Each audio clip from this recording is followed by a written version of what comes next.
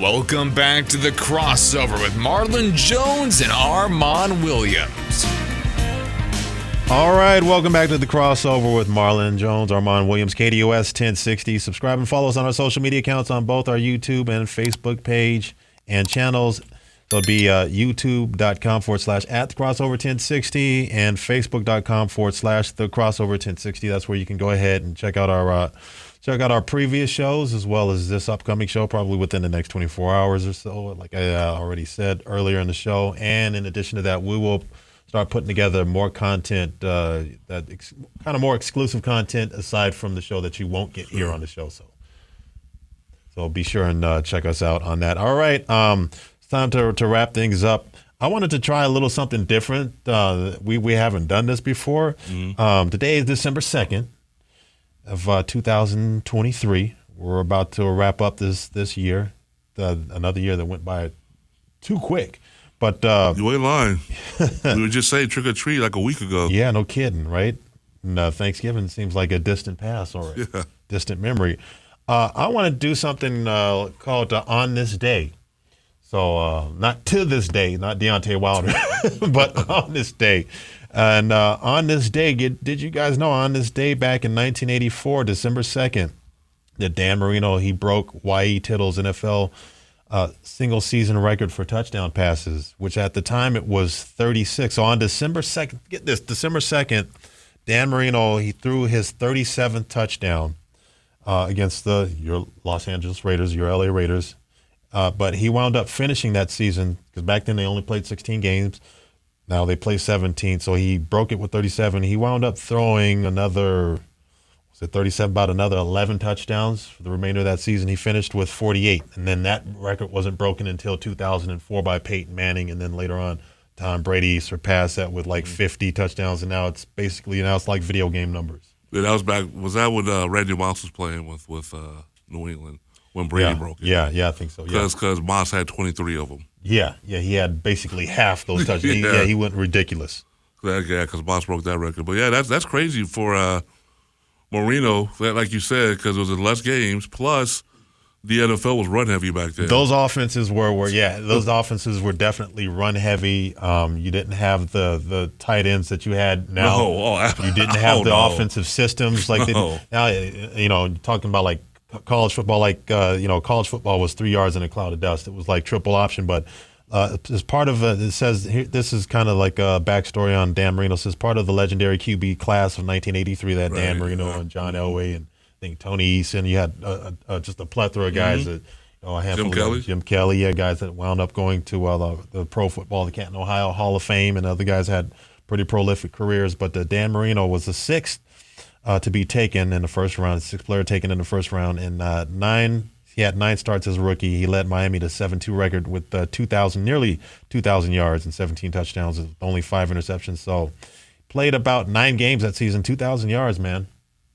I mean, now you're looking at somebody like C.J. Stroud that's going to possibly have like 5,000 yards or 4,500 yards. It's just incredible, like the progression that quarterbacks have made even from then and now. You're looking at legendary quarterbacks like Dan Marino versus like what some of these quarterbacks numbers that they're putting up. C.J. Stroud, just insane. Marino had an arm. He quickest release in probably in professional football history, man. Yeah, I know people always look at championships to be considered the greatest of all time.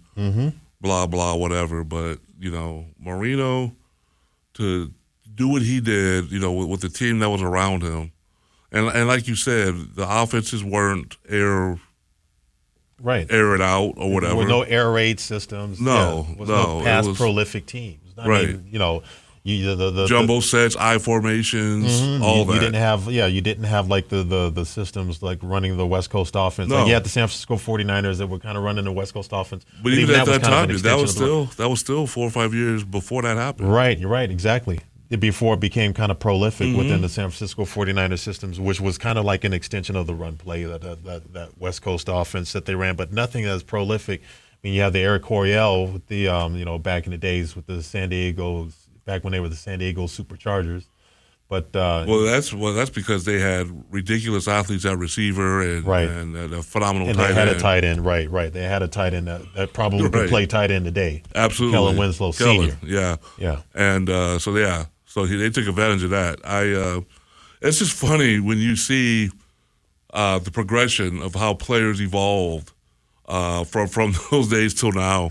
Like you mentioned, tight ends back then were primarily extra run blockers. They were blockers. Yeah, the Mark Bavaro types. They were guys that would basically, would occasionally go and catch passes, but those guys were they were an extension. They were kind of like a offensive tackle. Yeah, kind of like a miniature version of offensive tackles, offensive guards.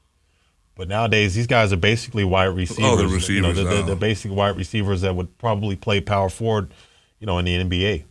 Yeah. It's crazy how athletic the tight ends are now. Like you said, you play with a slot now. You can put them out wide, and they're not used to block anymore. They're rarely used. At least the high end, like the Kittles, the Kelseys, the Mark Andrews. They really don't have to block. There's still some tight ends that are used primarily to block as well. But yeah, the athleticism of the tight ends and. We had a guy like that, a guy that was kind of versatile like that when I was playing in Tennessee for the Oilers, now the Titans, a guy by the name of Frank Wycheck. Oh, Wycheck, yeah, the H-back. That dude was a stud. Yeah, he was one of those tweeners, Yeah, he was one of the, I guess, versatile that started the hybrid, I guess, because they used him in a lot of positions. That's the position I thought when they drafted Tebow. Mm-hmm. Out of Florida, the Denver Broncos. Well, they drafted him in the first round, which was the dumbest thing. Josh Daniels, what the hell was that guy thinking? He could have gotten Tim Tebow in the 6th, 7th round. Yeah, it would have been really good. It would have been good value had you got him in the 6th, 7th round. But instead, you made that big of a reach to draft him in the first round. He had a little bit of success at quarterback, but a lot of that was primarily the defense and that was offense. All the defense. That was defense and the ground attack. That was defense and the running backs. And then he might make one or two plays towards the end of the game, whatnot, and people were like, "Oh, it's Tim Tebow." I know. He should have probably played. He probably should have been groomed as an H back.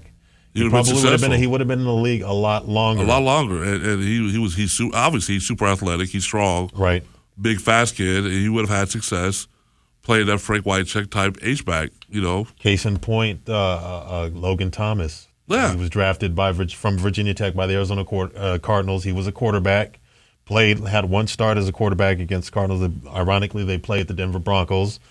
He had a 1 touchdown pass, but shortly, after that kind of fizzled out, his dream of playing quarterback, they decided to go ahead and move him to tight end or an H-back, and he's had a nice career. Yeah. That could have been Tebow. It could have been Tebow. He would have been real successful. And they still could have used him in Wildcat situations. Sure, absolutely. Goal line or 3rd and short. They still could have used him in the Wildcat situation. Kind of like Antoine Randall L. Yeah, because teams still do that. Who ironically, Antoine Randall L. Remember, he played quarterback at Indiana.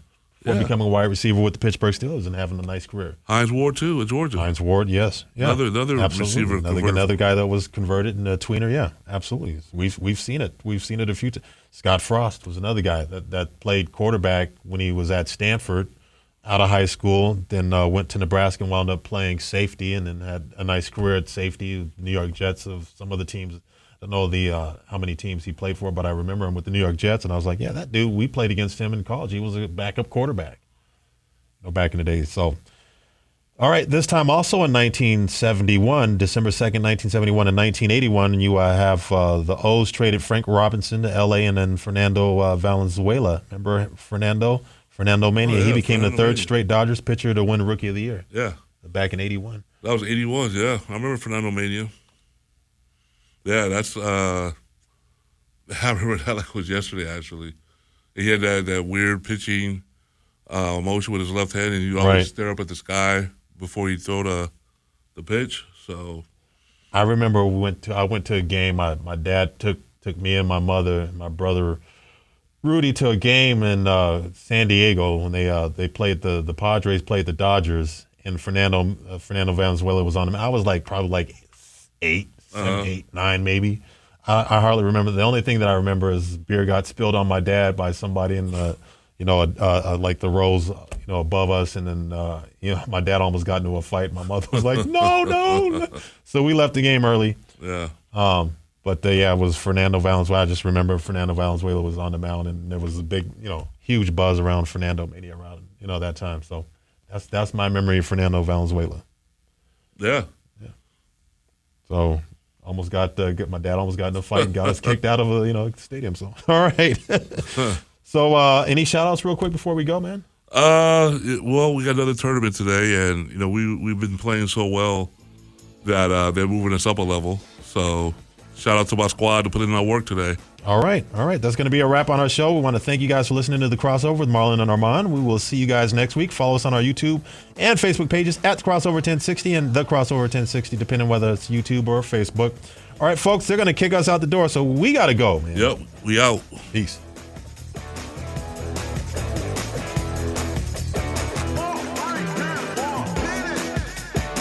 You're kicking me out the door. You're kicking me out the door.